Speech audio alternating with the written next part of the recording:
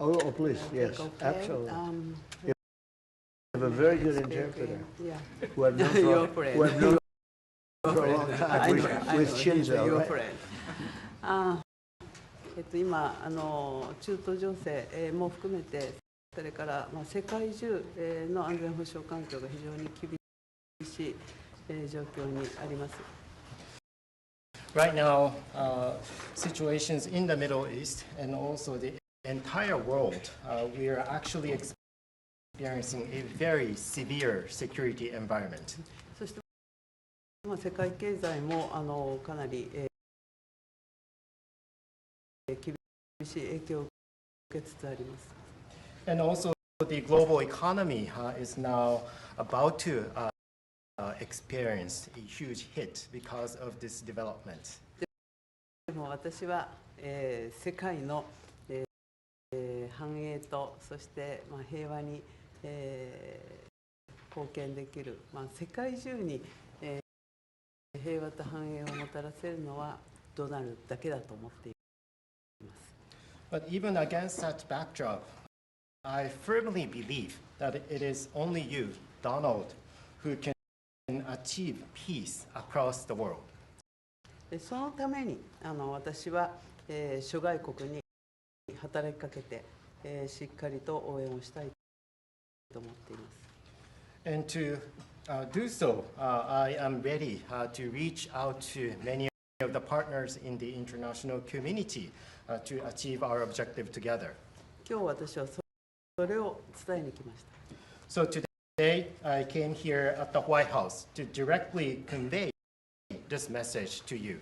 そしてイランに関してはもう核兵器の開発、これは許されてはならないことですから、日本も働きかけをしてきました。And speaking of the situation in Iran, Iran's development of nuclear weapons must never be allowed. And that is why we, Japan, have been urging them and also reaching out to other partners in the world. そして我が国は周辺国に対する攻撃、ホルムズ海峡の実質的な閉鎖についてもこれは非難をし、そして茂木外務大臣からもイランの外務大臣に対してもうそれをやめるように申し入れをしてきました。In addition, Japan condemns Iran's actions such as attacking the neighboring region and also the de facto or effective closure of the Strait of Hormuz. As a matter of fact, my fellow minister, Minister Motegi, Foreign Minister Motegi, also had the direct exchange with the Iranian foreign minister and urged Iran to stop such activities. You'll let me know. You'll let me know. それでとにかく今中東だけじゃなくてインド太平洋の安全保障環境も大変厳しい中にあります。そんな中でドナルドが、日本に深い信頼を寄せてくれて、で揺るぎない、同盟にコミットメントしてくれていることに感謝をいたしております。And also the security environment in the Indo-Pacific region is also becoming increasingly severe. Donald, you have shown deep trust in Japan and also the unwavering commitment to the Japan-US alliance. Once again, thank you very much for that.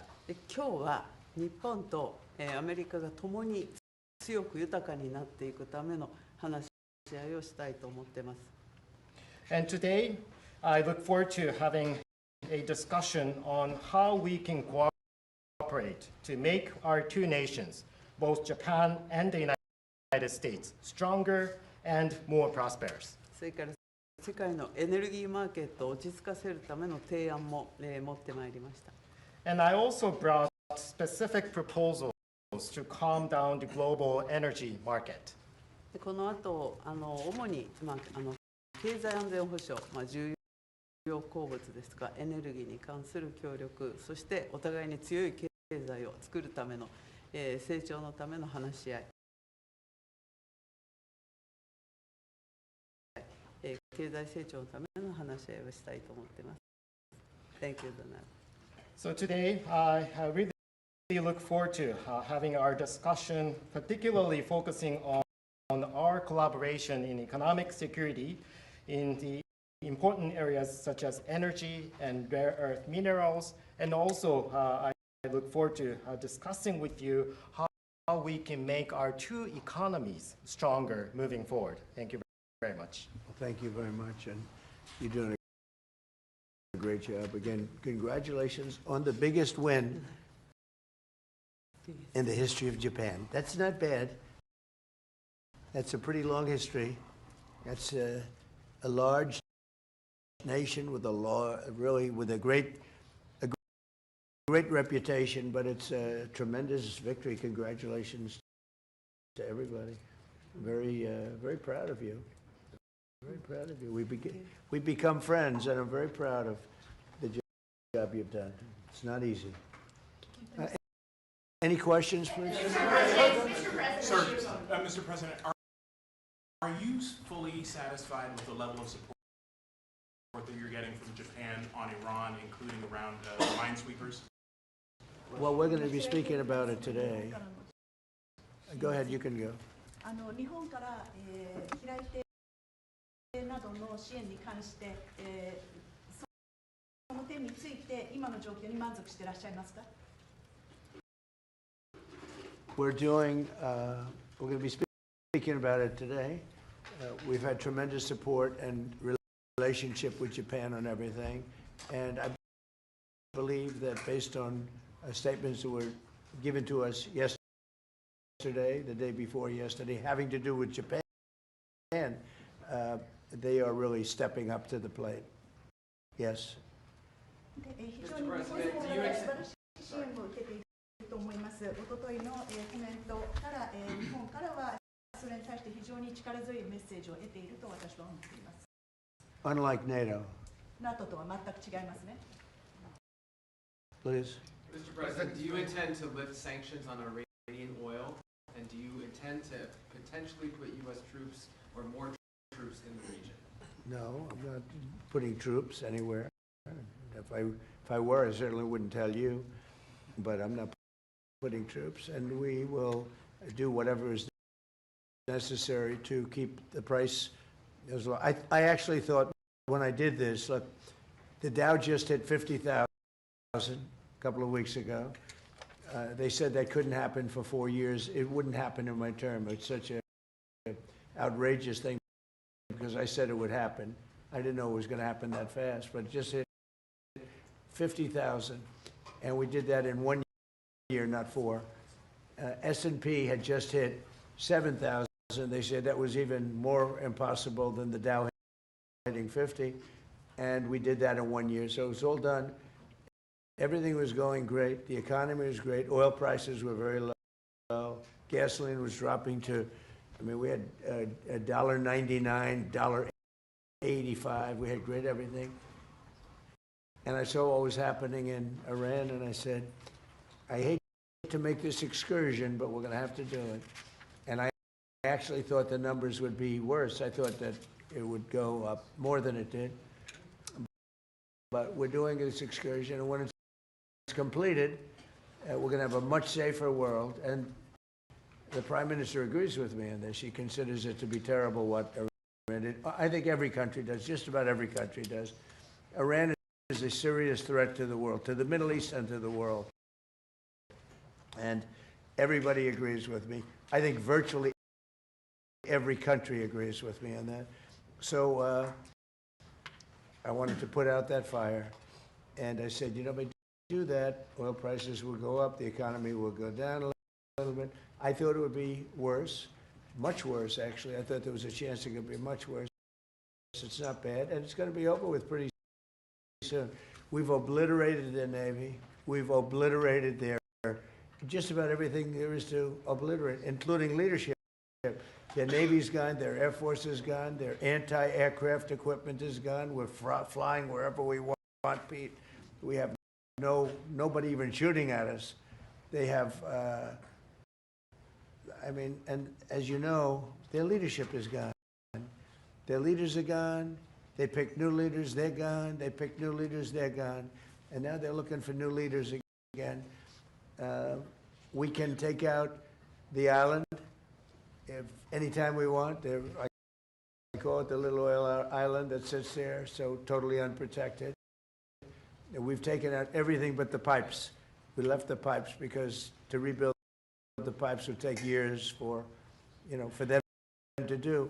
But we are, I would say, we are substantially ahead of schedule.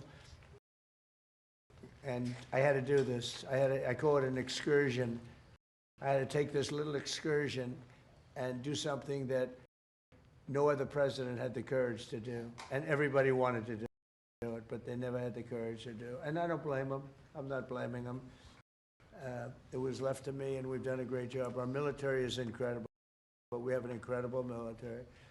We have the strongest military in the world by far. We have the greatest equipment in the world by far. In fact, Japan buys our equipment, buys a lot of it, and we're honored by that.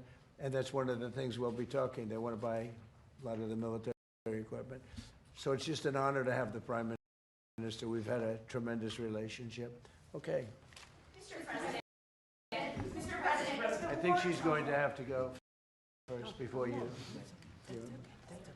Is that okay?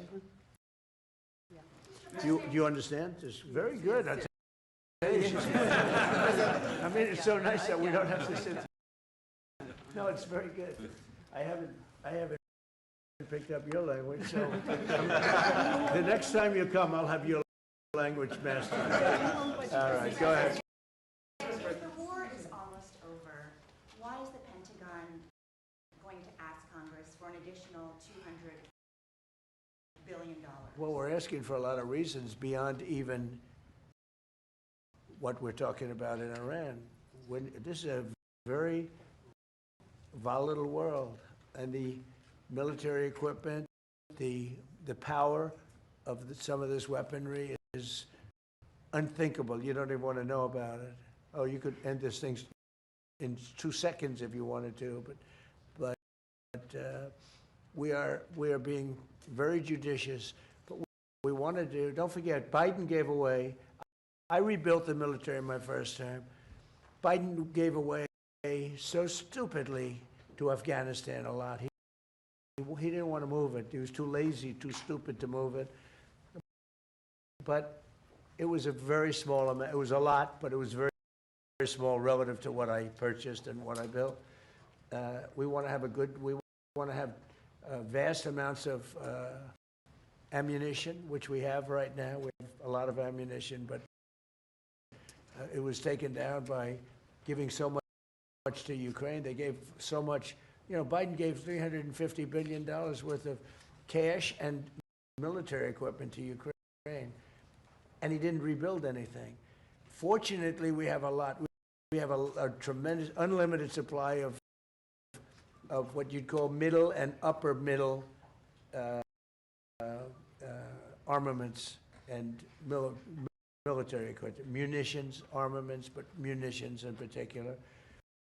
At the high end, we have a lot, but we're preserving it. We don't really need it. But we're building, our manufacturers of military equipment are building at a level they've never seen before, they've never done before. Pete's in charge of it with all of us, really. But Pete's been very, very strong on it. The general and Pete, myself, the whole group. And Raytheon is building 4 factories. Lockheed is building 5 or 6 factories, and they're building them fast, because we had a very tough meeting with them. They were going out and buying back stock for $51 billion in one case. They spent $51 billion buying back stock. Now they're not allowed to do that. And they are now building a tremendous, there's never been anything like it, what's taking place right now. So we're in very good shape, but we want to be in the best shape we've ever been in. We were that, when I rebuilt the military, we were in great shape, and then Biden blew it, and he didn't do anything. He didn't do anything. And if you listen to the Democrats, they don't even want to have a military. Now you see how important it is. But we have the strongest military in the world. We have the best equipment. We make by far the best equipment. The other night, they had 114 rockets shot at a certain location.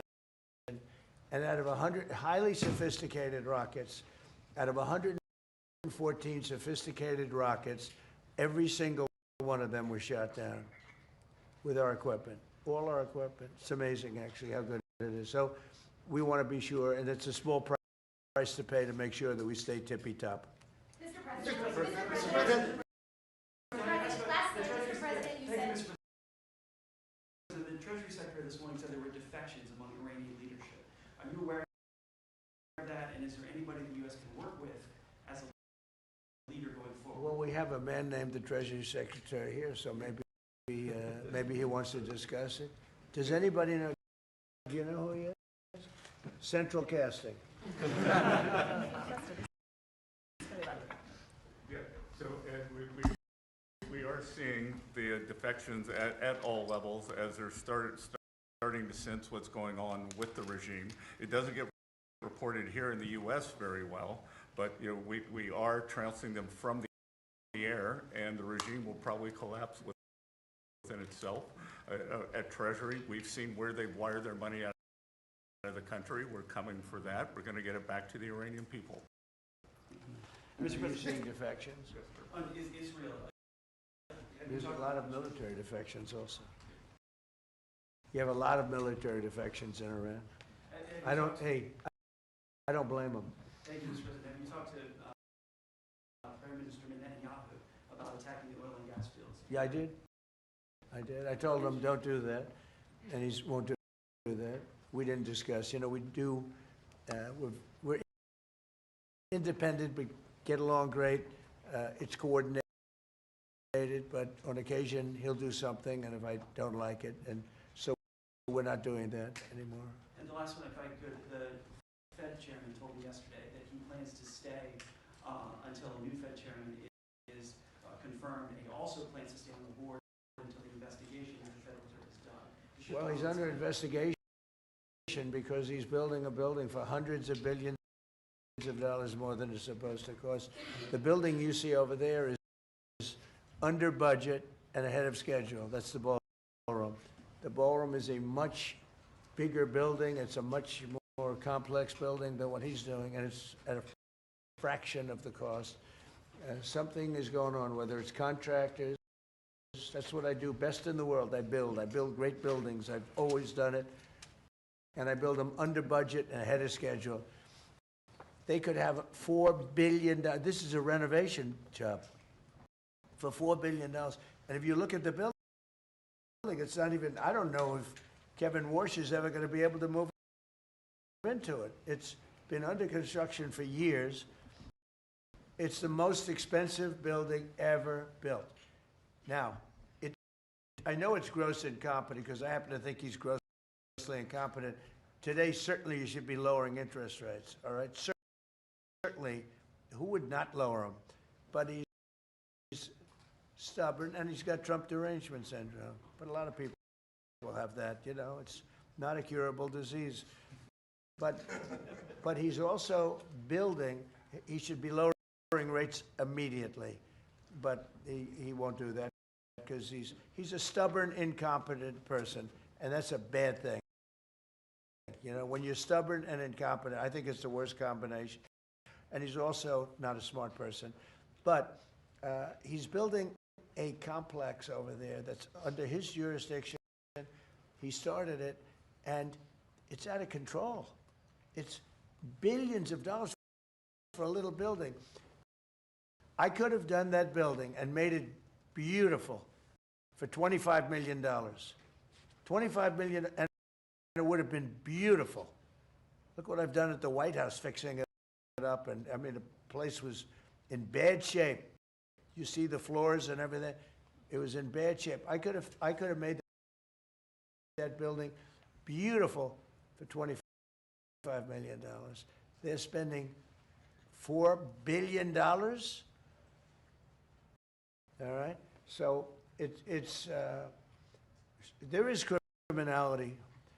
Maybe it's with the contractor, but because I know more about contractors than any human being maybe that's ever lived, but that contractor is a very rich man. Whoever the contractor is, and we know, but whoever the contractor is an extremely rich man. He's going to make, I mean, he could make millions of dollars. I'm hearing numbers from $3 to $4 billion. That would make it the most expensive building on a square foot basis ever built in history. And you're not even building a building, it's a renovation. The exterior skin is staying, the steel is staying, the structure. So all I want to do is bring out to the public that this guy is he's a very incompetent guy, and he may be a dishonest guy, but somebody's dishonest because there's no way that building can be $3 to $4 billion. Mr. President, on a straight of Thank you. Please. Mr.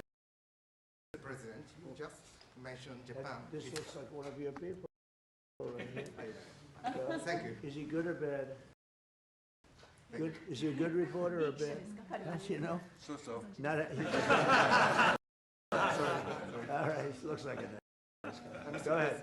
Mr. President, you just mentioned Japan is stepping up. What kind of support do you expect from Japan in the future?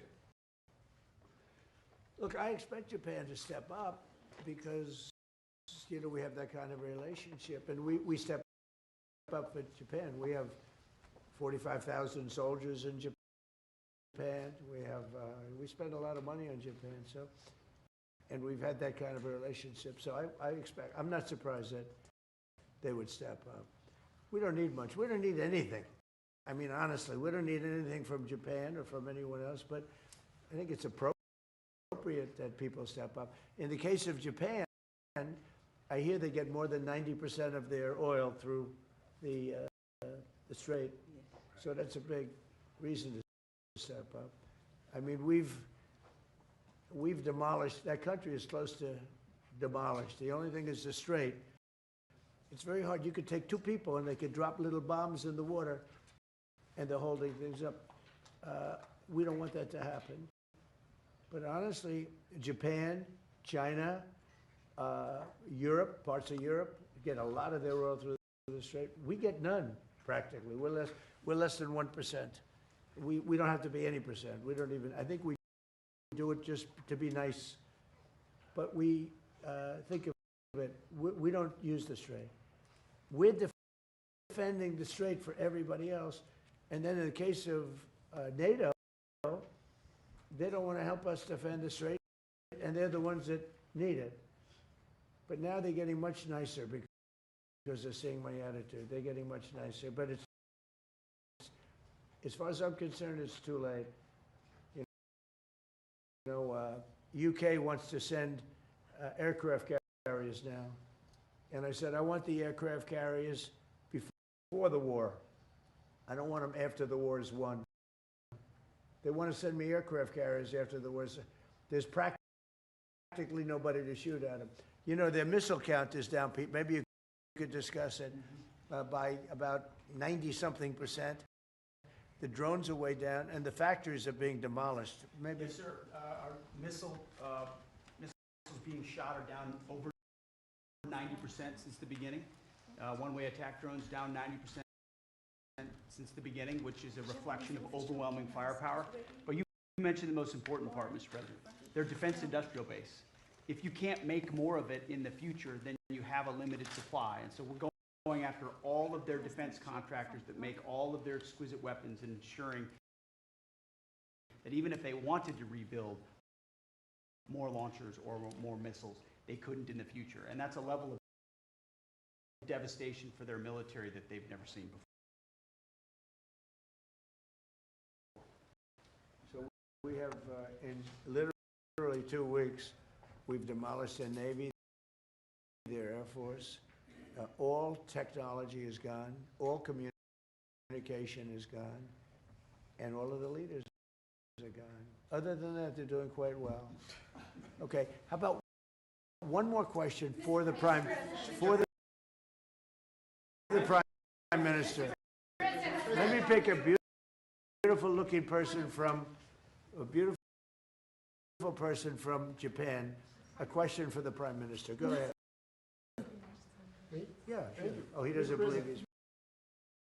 Oh, okay. He sounded shy. We Japanese people, of course, know Japan and US are very good friends. But one question: why didn't you tell US allies in Europe and Asia, like Japan, about the war before attacking Iran? So we are very confused about we Japanese citizens. Well, one thing, you don't want to signal too much. You know, when we go in, we went in very hard, and we didn't tell anybody about it because we wanted surprise. Who knows better about surprise than Japan? Okay? Why didn't you tell me about Pearl Harbor? Okay? Right? You know, he's asking me, do you believe in surprise? I think much more so than us. And we had to surprise him, and we did. And because of that surprise, we knocked out, the first 2 days, we probably knocked out 50% of what we, and much more than we anticipated doing. So if I go and tell everybody about it, there's no longer a surprise, right? Okay, one more for the Prime Minister. Mr. President. Are you good for the Prime Minister? Yes, go ahead, for the Prime Minister. Thank you very much. Japan's TJ Press. Japan's biggest concern is China. Now they are giving us export control and very harsh terms to criticize us. So could you plan? Will you plan to bring out relationship between Japan and China while you are there? Yeah. Well, I'll be going to China very quickly, but I think I'd really like to have the Prime Minister talk about China because I know they have a little bit of an edgy relationship, and I'd just like to know where it stands, how you're doing with China. So, please. 日本はいつも中国に対してオープンです。会話はオープンにしています。それから冷静に対応しています。でとにかく米中関係も含めてですね、これが地域の安定、それから世界のサプライチェーン、これに貢献するものであることを願っています。日本は常にオープンです。So first of all, Japan has been consistently open to dialogue with China. And also, second, we have been addressing our relations with China in a calm manner. And also, speaking of the US-China relationship, my sincere hope is that the relationship will be something conducive for regional security and also ensuring the global supply chain in the world. Once again, I would like to reiterate that Japan has been consistently open to dialogue with China. And I think we're going to have a great trip. The trip has been postponed for about a month and a half. It's been reset, and we look forward to it. And I'll be speaking Japan's praises when I'm in China with President Xi. But we're going to have some good talks today, and I think mostly about trade because they want to do a lot of trade. They're a tremendous purchaser of our energy, our oil, gas from, in particular, Alaska. Because Alaska, believe it or not, is very close. It's much closer than any other source. It seems a little cold compared to, but it's just a short trip. So that's something that we will talk after the press corps leaves. We'll be discussing trade, and a lot of the talk will be about energy. Thank you very much, everybody.